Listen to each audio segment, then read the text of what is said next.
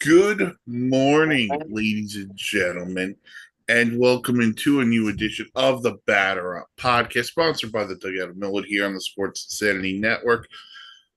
You got the table setters this week. You got the old ops guy, Mike Rifkin, with you. Table setters. We could have went with a good double play combo, but you know what, Mark? Let's just get this out of the way. We're giddy this morning for the first time in 53 years. The New York Knicks won the NBA Finals or won the NBA championship. And for the first time in my lifetime, I got to witness a team I actually root for win a championship. So How I did it lost feel? my championship virginity. Did not see that line coming. With the Knicks winning, I have now seen all four of my teams. All four individual sports have won a championship during my lifetime. I have nothing to complain about ever of a non-championship winning team. But that being said, we're going to go off the hard court and we're going right back to the diamond. We are going to go to the Diamond. We got a big show. We got some injuries to talk about. We'll get into. We got the Tarek Skubal return yesterday. We'll get into. Uh, we got some drama brewing between the Red Sox and Yankees. We'll get into. But we start with this because the past two nights we may have we have witnessed two of the best starting pitching performances of the 2026 season. And let's just get right into Friday night, where Jacob Mizorowski of the On the Sabbath. Milwaukee Brewers threw a one hit. What was it? 15 strikeouts 15. against the 15. Philadelphia Phillies, and he did it, Mark, as a Greg Maddux performance because he threw less than 100 pitches. With Randy Johnson like form. And this guy, not to take anything away from the Miz in WWE, this dude is the Miz, and he is awesome. Mike had sent me the X alert on the Mizorowski Harper bat, and I was like, I don't even know how the umpire could even make a call, how fast that ball got there, but it was the right call, as it was even shown that even if it was challenged, it was going to be a strike. 3 pitches, 98, 102, and then 104. How do you contend with that? How do you hit that? He hit 104. I think he got close to 105 at one point. It's ridiculous. But if you're a Braves fan, let's switch our bias from being Mets fans to Brewers fans here. I said Braves fan, I meant to say Brewers. Brewers fans. How much of this do we actually want to see this season with the way pitchers go down who are starting pitchers with this type of hype, but start getting that elbow inflammation? So if you and I are Brewers fans, yes, it's amazing to see that we have a starter of this capability. But with the injury barrier being what it is, I would kind of want to take a little bit of caution, Mike. So it reminds me a little bit. And obviously, he throws hard. It reminds me a little bit of Justin Verlander early in Verlander's career. Verlander was a guy who could throw 98 to 100 with a wipeout slider, good changeup. But then as Justin Verlander got older, it was I don't have to throw 100 anymore because I realize, hey, these guys don't hit 94 or 95 with the great movement. But in my back pocket, I got 97 still. That's kind of where I want to see some of these young pitchers go to, where you're like, okay, I'm good at throwing 94, 95. And in my back pocket, if I need that extra mile per hour or two, I've got it. So that's what I'd like to see. Now, this is a note from the great Sarah Langs, who I think everyone should know. Yes. Jacob Mizorowski has a 0.17. Let me repeat that. A 0.17 ERA in his last 8 starts. That is the lowest ERA in an 8 start span since earned runs became official in 1913, excluding openers. I mean, I would have to actually sit and do the math out for that to be possible. But that means he only gave up 1 run over those starts. There Yeah. is no fathomable way he gave up more than that. And let me tell you, Paul Skeens is still still up at the top. This kid is now welcome to the show. And we knew what Mizorowski was capable of last year when we saw him in September. We didn't see him able to throw this hard until now. Well, and look at the National League starting pitching for a second, because we're about a month away or so for the All Stars. Yeah. Mizorowski, you brought up Skeens. Christopher Sanchez in Philadelphia, who just have 50 straight scoreless innings. Mm-hmm. By the way, then you could throw in Zach Wheeler, who's back. He would possibly be a replacement. I don't think he would No, make no, it. I'm just talking overall. Oh, overall, I got you. Oh, by the way, Chris Sale is pitching really well in Atlanta. All the National League starting pitching is loaded, and it's loaded with young players. By the way, didn't get into it yet, but how about Yamamoto yesterday? Missed it by that much. He had a perfect game into the 8th inning. It gets ruined by an error by Mookie Betts. And then he takes the no hitter into the ninth. He loses it on a home run against the White Sox. But I mean, it's just every day we're seeing elite starting pitching from someone. One thing I would like to say is that I actually want to throw out a little bit of respect to the White Sox because they have some players that can I zip it got him down in the the line. rundown. I've got him in the rundown. Yeah, who can zip it down the line, and instead of dropping the bunt to try to end this fiasco, they get rid of it in more than stylish fashion. So a little bit of respect to the White Sox for not bunting to get the hit. I do want to say this because you brought up bunting to break up the no hitter. If you're down by 1 or 2 runs, that's fine. Anything more than that, we got a problem. It's disrespectful. That's one where the next day you're taking one on the back. Someone's taking one on the back. Which we don't condone violence on this network, but it does happen. It's baseball etiquette. It's baseball 101.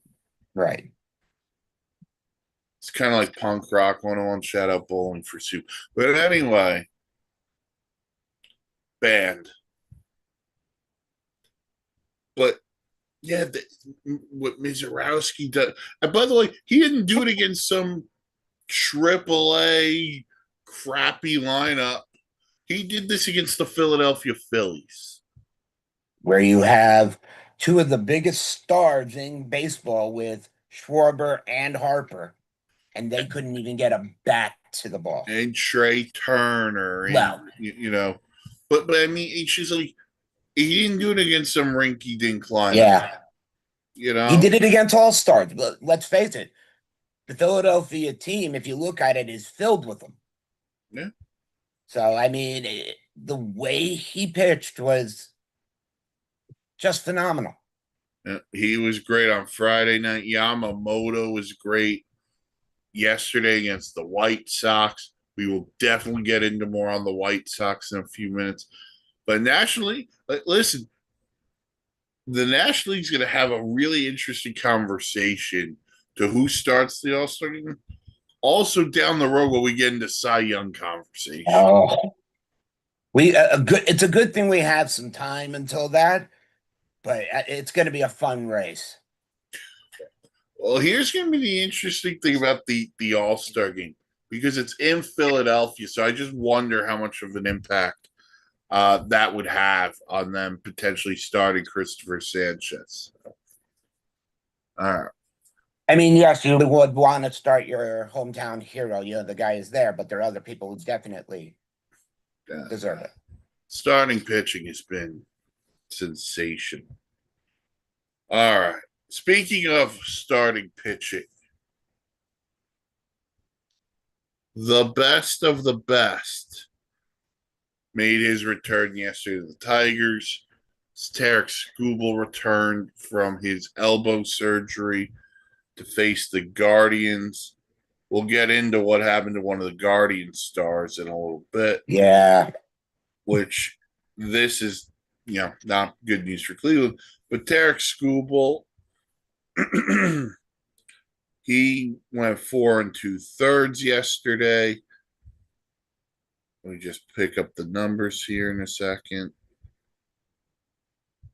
So 4 2/3, 5 hits, 2 earned, a walk, 4 strikeouts. He threw 80 pitches. So obviously, first start back, they didn't want to do anything insane, but 80 pitches. And Mark, I think the question is this: if you're the Tigers, you are currently sitting at 9.5 games out of first place in the Central. But because the American League outside of the top is so weak, they're 6.5 out in the wild card. Which is, I know 6 games sounds like a lot, but in the game in this sport, 6 games is doable. Especially when that third wild card's the A's at 500.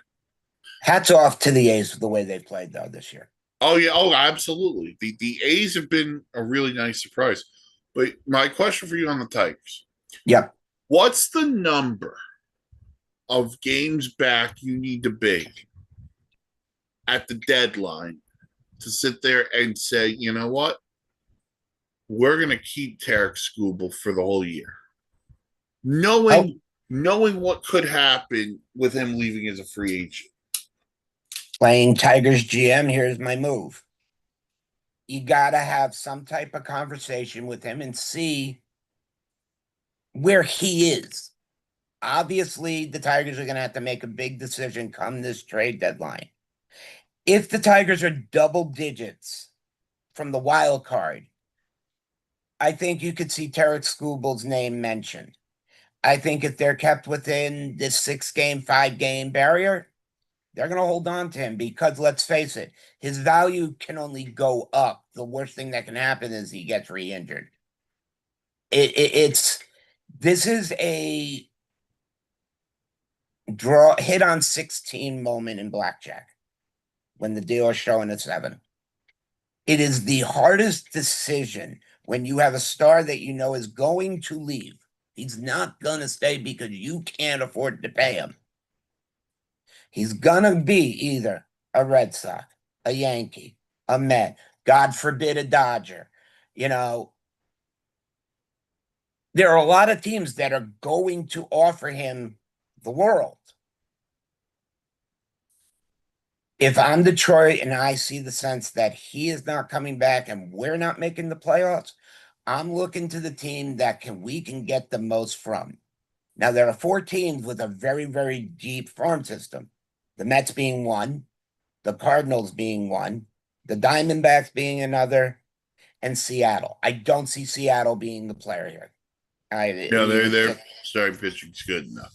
Right. I don't see Seattle. I think it becomes between those three teams. The question is, are what the Mets are going to be willing to give up. The Mets have problems of their own they need to solve, such as first base. Right now, Jared Young's doing a great job, but it's not good enough. You know, Mets need pitching. Yeah, obviously Tariq Skubal, but you also have Freddie Peralta, who's had a horrible start to this year, hoping he'll turn it around. But let's get back on track to where we were. Sorry, Mike. No, I think that the interesting thing about Scooball is I think either way, if you're the Tigers, I think you have to give up and trade him because here's the thing.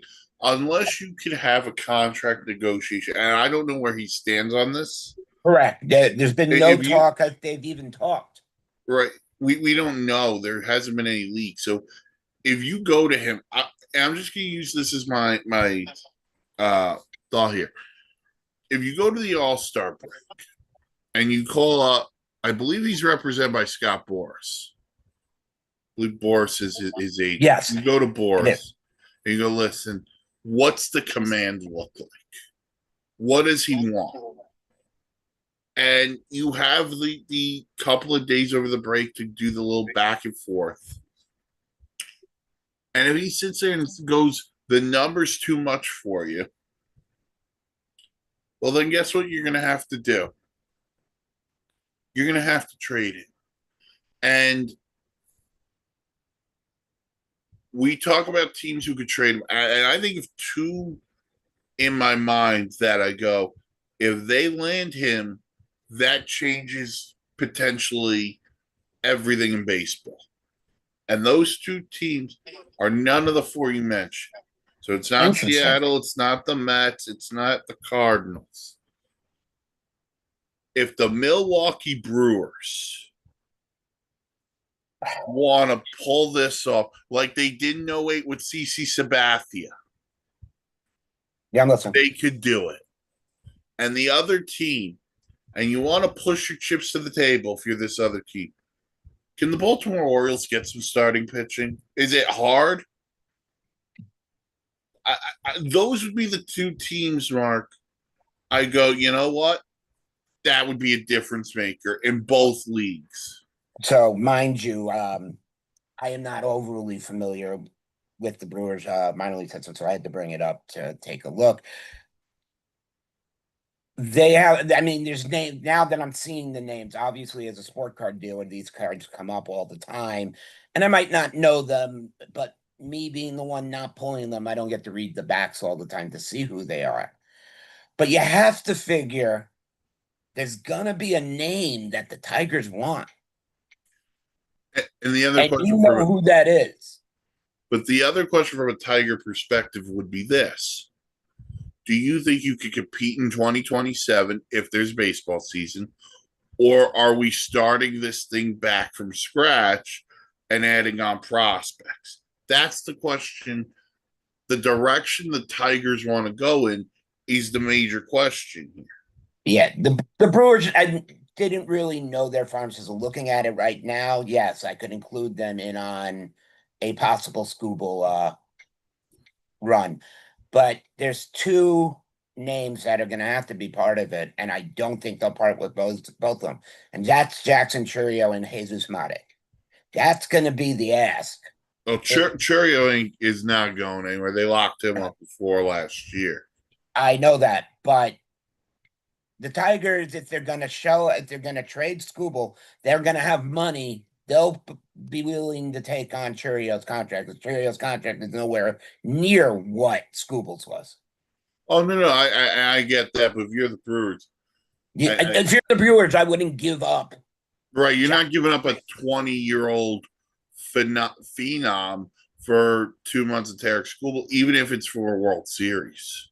Agreed. But Like, I'm just saying, there are those are the other names pieces to that get. I'll give you if you want, if you're Detroit. But I think the interesting thing about Scooble, because John Heyman reported about four teams the other day, and he brought up the Cubs, the Yankees, the Blue Jays, and the Dodgers. The one thing I would say is this: if Tarek Skubal is a Dodger, at the trade deadline. You are now ensuring that there's going to be a lockout in baseball. I agree. If he winds up with the Dodgers, it's a lockout. By I the way, agree. it's not even a real need for the Yankees. So I don't even know why you put him in there. Well, I don't see the Yankees being able to give a package worth after what they had to part with to get Soto and whatnot. They have a couple of names, don't get me wrong, but I don't think they have enough. They would probably have to give up easily. Jason Dominguez would be their It, it would top. have it would have to be Dominguez. Maybe the ask would be Lombard, the kid who's killing it in Well, AAA. George Lombard's have, oh, please. That's going to definitely be a name. And they're going to want a pitcher. I just don't. I can see a list of them, but I don't know who they would want and what their need is, Right? whether it's lefty, righty, whatever. We're not scouting. We don't know. So, Exactly. but yeah, the Scooble thing's going to become interesting. So, especially as we get closer to the deadline, the Scooble thing gets more and more interesting. But he is back really quick off of elbow surgery too.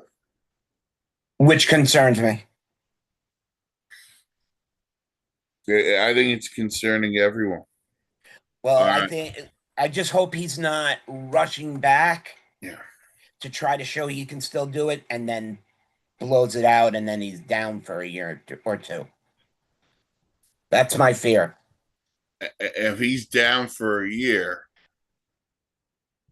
we don't know how it'll impact the contract, but we also he may Won't know pick if the he's going to perfect play year because we anyway. don't know if there's going to be baseball next season.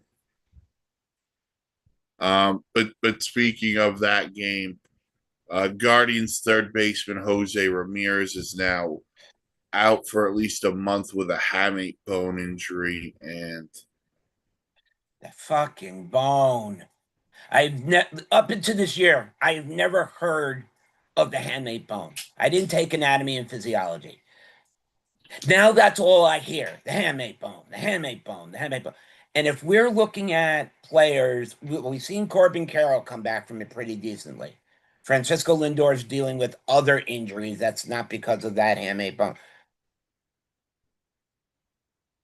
Jose Ramirez, who is, I'm sorry, Yankee fans, to me is the face of the AL American League. He is such a dominant ball player, has played probably the most consistency to his stats every year. It's gonna suck not seeing him in baseball for a little bit. if you're Cleveland right now, like the AL Central right now is a two-team race between the Guardians and I can't believe I'm saying this, the White Sox. Right, and now you're losing your Your thumper. most important player, your best player, your most important player. Mark, you called him the face of the AL. I've called him the most underappreciated baseball player in the league right now. I don't think we understand what I don't think people understand not just how good Jose Ramirez is, but I don't think people understand the impact he has. He does everything for Cleveland. Homers. He hits 300. He steals bases. He plays good defense. But the national audience does not know him because he plays in Cleveland. And Cleveland just doesn't have a national spotlight. And he was just extended and did not argue, did not challenge. He wants to play his whole career there. Yeah. It's He it's wants a to be, rarity these days. It really is. It's yeah. great. It shows loyalty. And you want to know what? I have a lot of respect for the guy, but if you were to say, let's put him on another AL team, let's say if you were to put him with Kansas City, pair him with Bobby Witt and others on that team with Salvi Perez who's still hitting,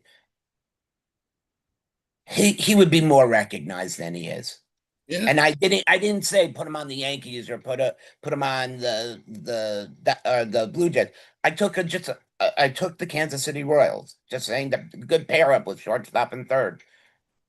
He's on any other team, he would have so much more coverage. And he played third base for the Angels with Trout. I mean, Eh, Yeah.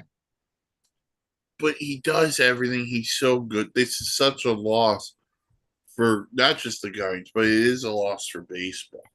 Um, Another couple of injuries that have taken place this week. Ronald Acuna goes back on the IL with another hamstring. This dude just can't stay healthy. Now, And over the last 2.5 years, you've seen a snippet. You started seeing what it was like for Trout during those injury-plagued years where he only played 50 or 60 games. We don't know how long or how severe the injury is to the leg and how long he's going to be kept out.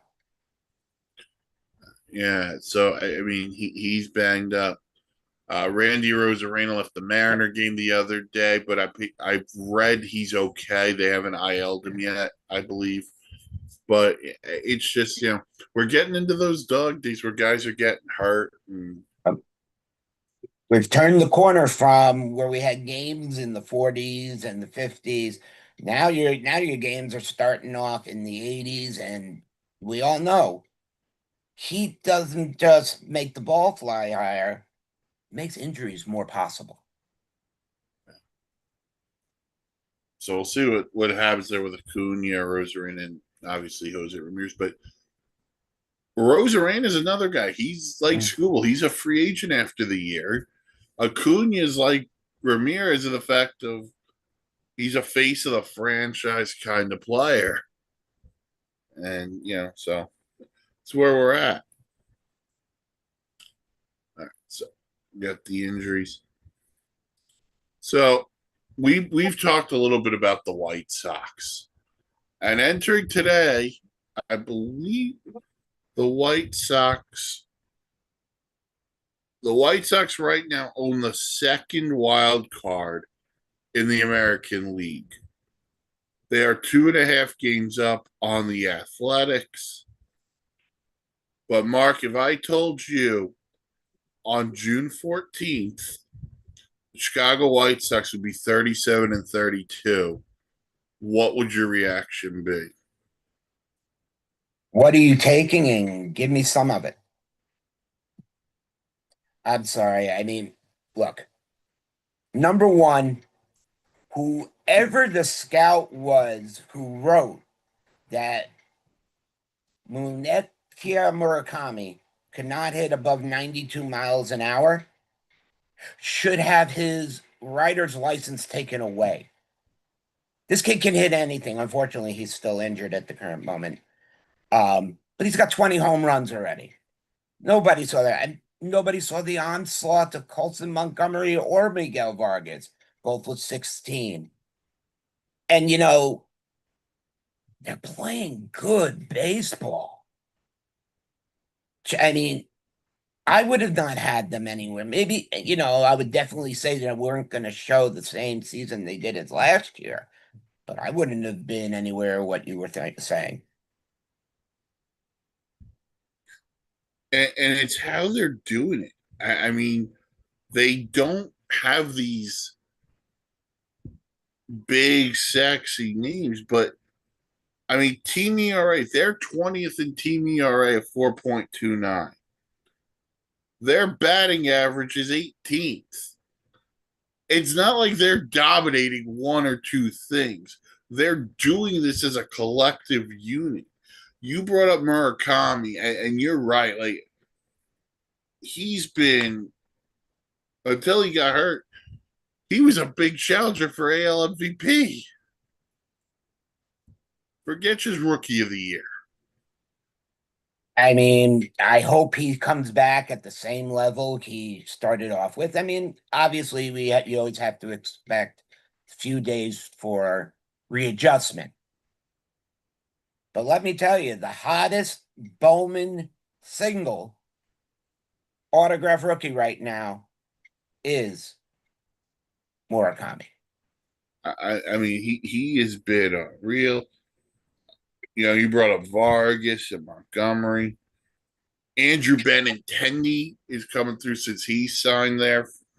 It's a really good effort. If you want to look at something, Mike, quickly, you look at the RBI stats.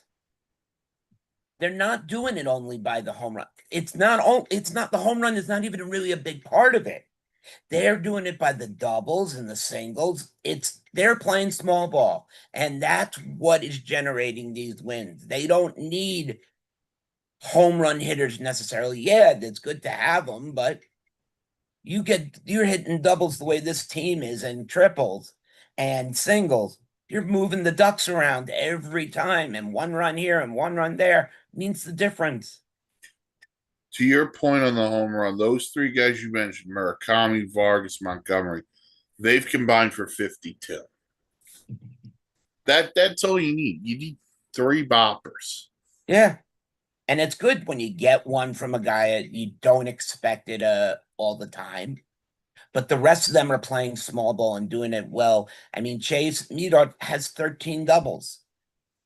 And you mentioned Benintendi. How about Tristan Pierce, who you pretty much not know much of, has also got 15 doubles on the year already. So The White Sox have been fantastic. They're a talk. Another team who's been red hot, even though they lost yesterday. How about those Miami Marlins? uh, knew you were going to talk Those about. pesky Miami Marlins. They're 8-2 in their last 10. They are right now. I don't know why I lost that, but I did. But they're 8-2 in their last 10. They're on their way. And Mark, they're another one. They're just, it's not the amount of star power. It's just everyone is coming together at the right time. Outside of Liam Hicks, nobody has double digit home runs. This team, like what we just talked about with the White Sox, is doing the same thing and is winning games by sometimes really good pitching, but also they're moving the diamond around and they're scoring 2 runs, 3 runs on a double. Home They runs are won. great. If you looked at the early part of baseball, there were only a handful to two handfuls of guys who maybe hit one. Home runs were never really supposed to be the focus of the game. It was the excitement of the doubles and the triples. And there are teams now that are going back to that statue. You have seen the towers falling of the big thumpers who've moved teams. They don't last long, unfortunately. Yeah, and they got guys like Otto Lopez, who's leading the league in hitting. 345. Xavier Edwards. And by the way, their starting pitching has been really, really good. Yes. Alcantara. How about Max Meyer? Someone give Max Meyer some love with the stuff he's done this year. You Would know, never, I mean, would not have expected that, but Alcantara has shown he's back with 10 quality starts on the year.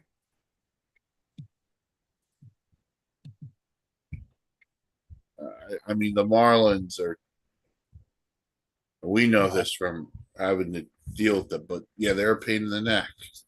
Yep. But they're right there. They're, I think, 2 games out in the wild card right now. 8-2 in their last 10. So, White Sox and Marlins are in the race in June. Would not Who have would have said thought?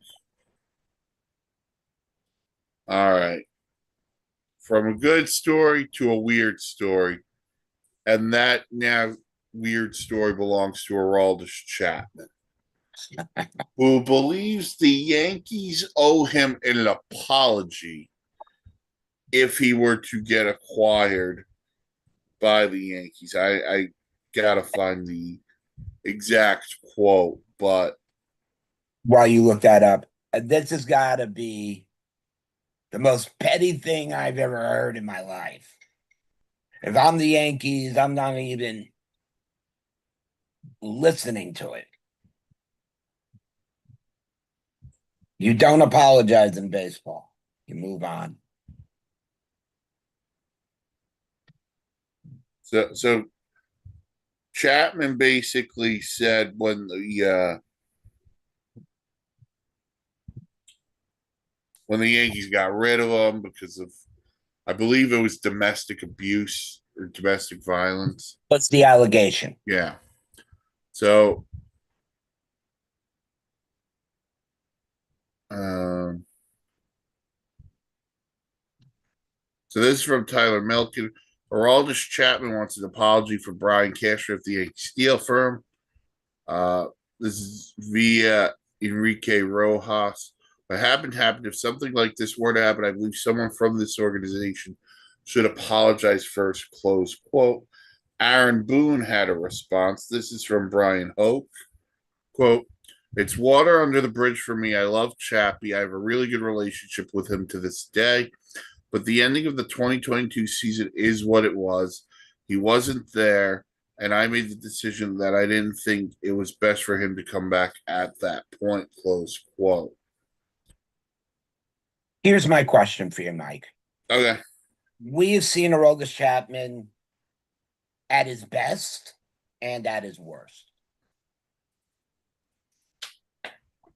What more does he have to contribute? What much? I mean, he's been in the league for a long time. Is he a future Hall of Famer somewhere down the way? Possibly. I don't want to guarantee anything, but what more does he have to give if the Red Sox are already looking to move on from him? Well, I think that's more of a Red Sox problem than a him problem because every team can use bullpen help. But I would say this: if he wants to win, and I would presume he wants to win, I would think so. that would be the cherry on top. My thing would be this: if you're a Yankee fan, and this is where I wish Dan was here because Dan could give a better perspective than you and I as a Yankee fan. Do you want him back?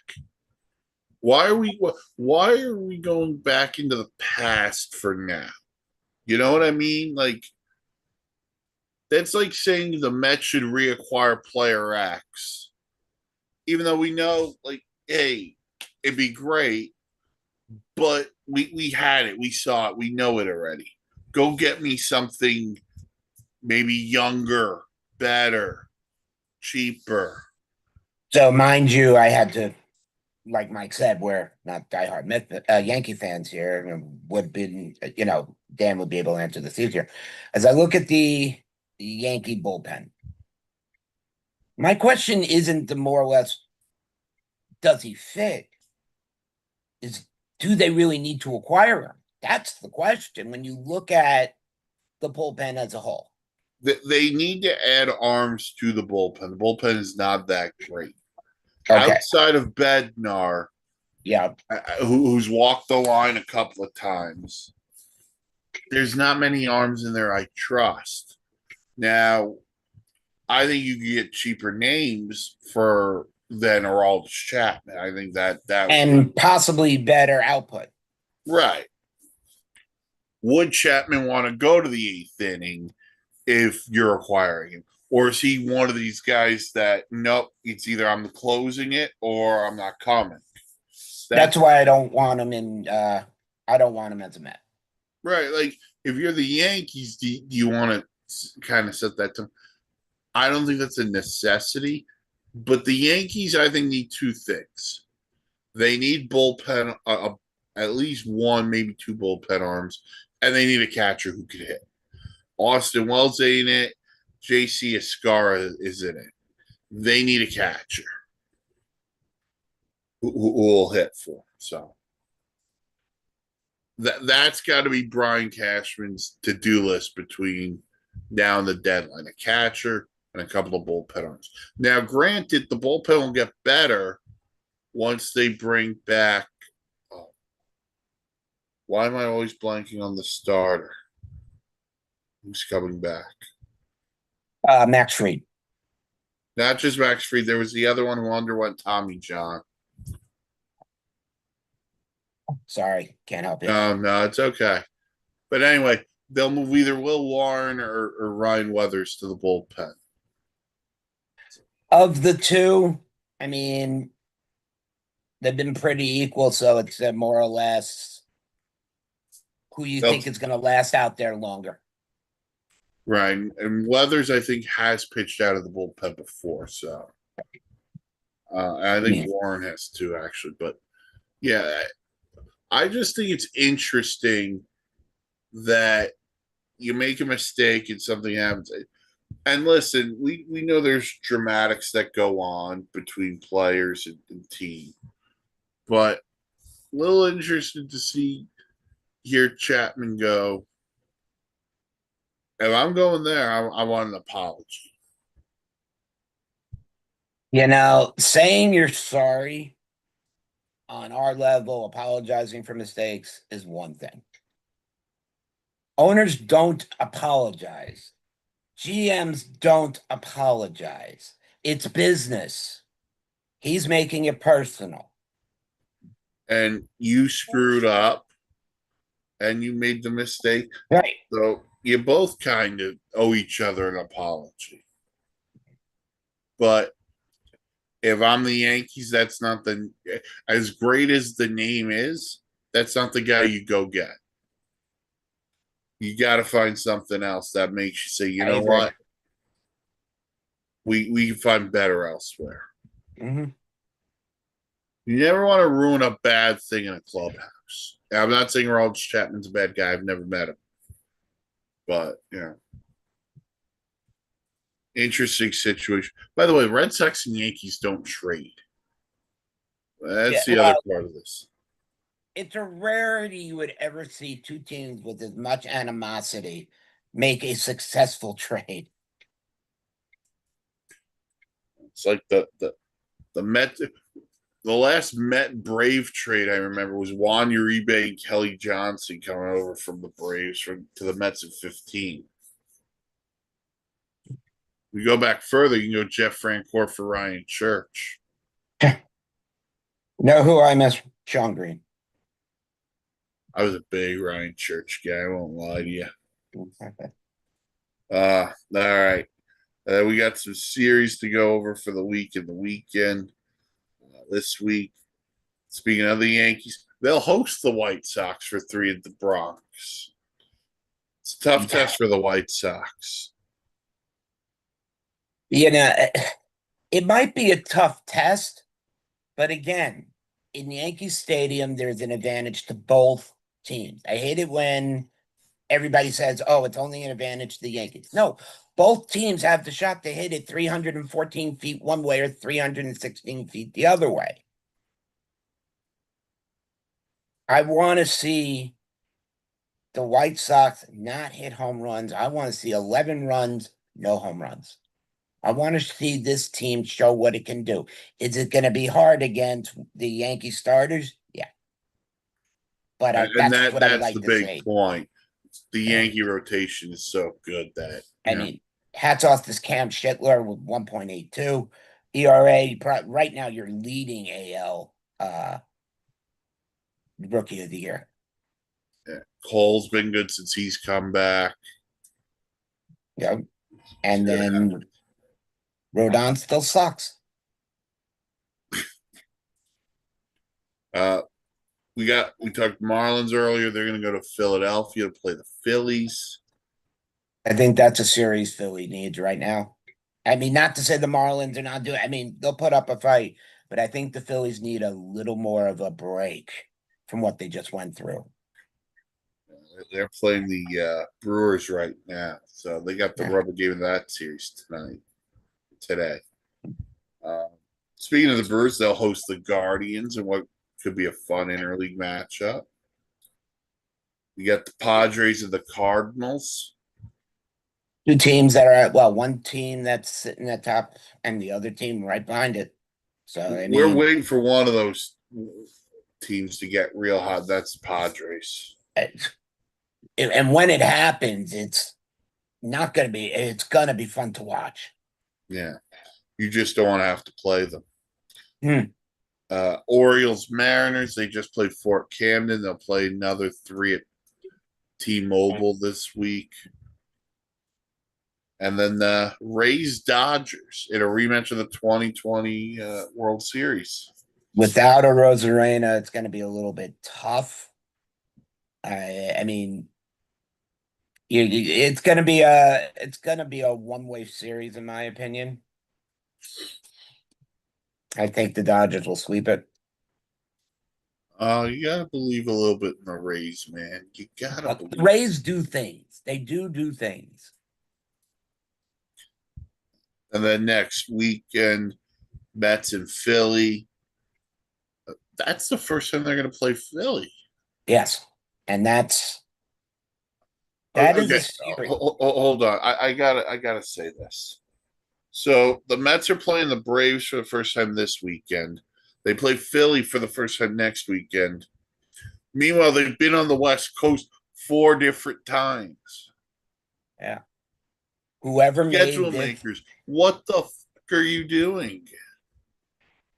normally by this time, you have faced at least better than three-quarters of your own division before you go out and make those long outward trips. And it's for a reason. It's to get a base of where everybody is. So the Mets have so far split the first two games between them and the Braves. They played today at 1 o'clock. Um, the Mets could I really need to win this game to go in against the Phillies and to have to take 2 out of 3 because before the All-Star break, the Mets have to keep inching up. They don't have to sweep series. Just win the Win them. series. Gain a game. Just gain a game. I would like the Mets to be under 5 games by the All-Star break, and I think that's doable. I mean, it'd be the dream. It's a Them to lot get to it. ask. it. It's a It lot. is, but you know what? They're getting some reinforcements back soon. See And what they're happens. hopefully going to get rid of one permanent at the moment So, who couldn't hit the broadside of a barn. so Mets Phillies next weekend. Blue Jays Cubs next weekend. That'll be a fun series. Cubs have really fallen off. They did a complete 180 from where they started the season. They started off the season really as one of the hottest teams in the Major League Baseball. Brewers Braves next weekend. Without Acuna, it's going to be a little bit different, but I personally will. If Mizorowski's pitching, I'll tune into that game and watch the Braves get mowed down. Padres Rangers and interleague. Rangers are also right there in the AL wild card mix. Yeah. And then the Orioles go to LA and they'll play the Dodgers. Yeah. Baseball has had a good year. A lot of productiveness. Come on. Look, we're going to Rodney King and we're talking to the MLBPA and the owners. Can't we all just get along? Come on. Make a deal. Don't lock out baseball because it'll never recover. You have an opportunity here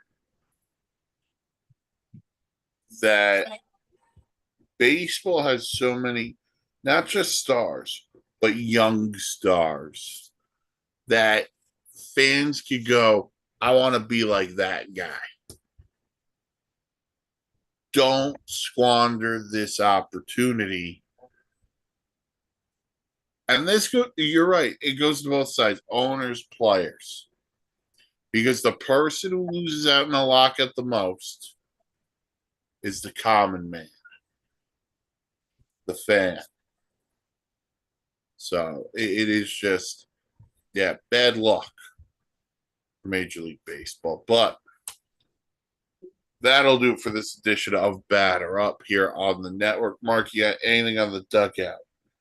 Yeah, we're just awaiting the Lindor. That is all the dugout is doing. We are awaiting that Lindor. All right.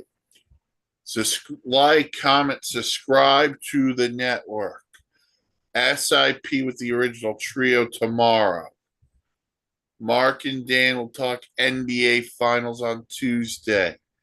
I've got a Stanley Cup final review after the Stanley Cup final ends. Game 6 tonight in Vegas. Who are you rooting for, Mike? Who do you want to win? I I got to be honest with you. I picked Vegas, but I don't have any ill will towards Carolina if they win. I Okay. have no issue with that. But we got so much coming. If you like the content, subscribe to the network.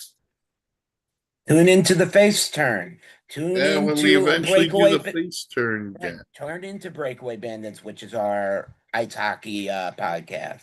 Mike, Noah, and Nate, they really lock down hockey for you.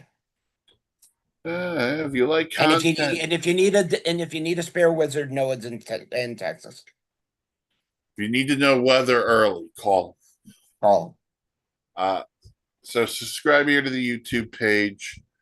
Follow the socials, Facebook, the Sports Insanity Network, Twitter, S Insanity Real. Go to the website, thesportsinsanitynetwork.com for great blogs, vlogs, planes, trains, and automobiles. For Mark, I'm Mike. We'll talk to you all next week here on the Batter Up Podcast, sponsored by the Dugout Millwood here on the Sports Insanity Network. Have a wonderful Sunday, and happy anniversary to my sister and brother-in-law. Happy anniversary and